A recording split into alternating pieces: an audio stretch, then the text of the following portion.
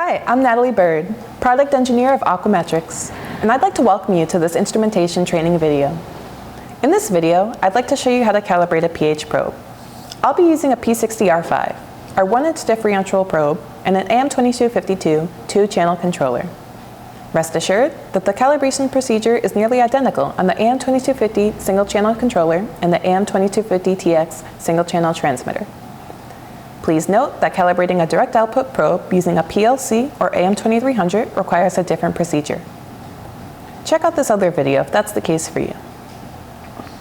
The AM2252 allows you to calibrate a probe with 3 calibration standards. These 3 are typically 4, 7, and 10. In most cases, we only need 2 of the 3. If your process is on the caustic side, that is to say the pH is greater than 7, then you'll want to use pH 7 and 10. If it is on the acid side, that is with a pH less than 7, then you will want to use pH 4 and pH 7 standards. If your process is all over the map, pH 4 and pH 10 are the best pair. Or for the greatest accuracy, take advantage of the 2250 series ability to calibrate with all 3. One other solution you will need is a clean water rinse. Ordinary tap water is fine. Some other procedures call for distilled or deionized water. Rest assured, after your first rinse, deionized water will be no purer than tap water. Also be aware that of the 3 buffer standards, pH 10 has the shortest shelf life and should be replaced more often than the other 2. For this demonstration, I'll use pH 4 and 7 buffers. Let's get started. To get to the calibration menu, just go to the main menu. If it's not already displayed, just press the bottom left button, Menu. Notice that the calibration is at the top. It's the most often used function, so we put it there. Select calibration by pressing Enter. On the AM2252, you'll next have your choice of a pH probe on channel 1 or channel 2. Make your selection by using the up or down button. On the AM2250 or AM2250TX, you won't have that choice. If you're using the AM2252, select your channel. Your next menu displays your calibration choices, 1 point, 2 points, or 3 points. There's also an option for calibrating the temperature. A 1-point calibration is like one hand clapping and is really not a calibration at all. You will only choose it if you want to match a pH reading to another pH measurement, usually from a handheld or desktop measurement. Be very cautious about using it. Let's choose pH 2 points. Your next menu presents you with a choice for manual calibration or auto calibration. Auto simply means that the analyzer reads the voltage coming out of the probe, and if it's reasonably close to what you auto measure with either the 4, 7, or 10 buffers, it comes up with the appropriate buffer. In all cases, except when you have a really sick probe, that is a probe with low efficiency, more on that later, you want to choose auto calibration. Press Enter and then follow the on-screen instructions. The first instruction is to put the probe in the first buffer. Before you do that, you might want to ensure your probe electrode is clean. I'll rinse the probe in our tap water.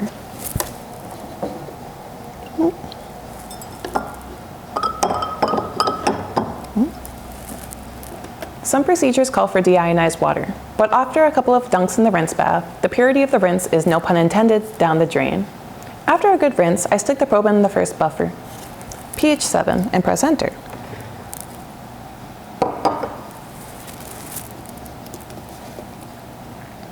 Notice that the analyzer shows a pH reading that ought to be close to 7. In this case, it reads between 6.78 and 6.86. Let's call it 6.880, but the actual number doesn't really matter. After all, it can't possibly be the actual pH because we haven't done the calibration. It is the pH value based on the probe being a perfect probe. What is a perfect probe? It's a probe that outputs a 0 millivolts and 59.16 millivolts per unit of pH decrease at 25 degrees Celsius. If your probe is reading close to 7, as it is here, then the value on the display simply allows you to watch the reading as it settles down. That should take no more than a minute. To hasten the equilibration process, I swirl the probe around in the solution. Once the reading has settled down, I press Enter and the display tells me something I already know, that the buffer is 7. That's reassuring. Below that message is Enter to continue. I press Enter and the display tells me to put the probe in the second buffer and press Enter. I clean out the probe in my water rinse and then I put it in my pH 4 buffer and press Enter.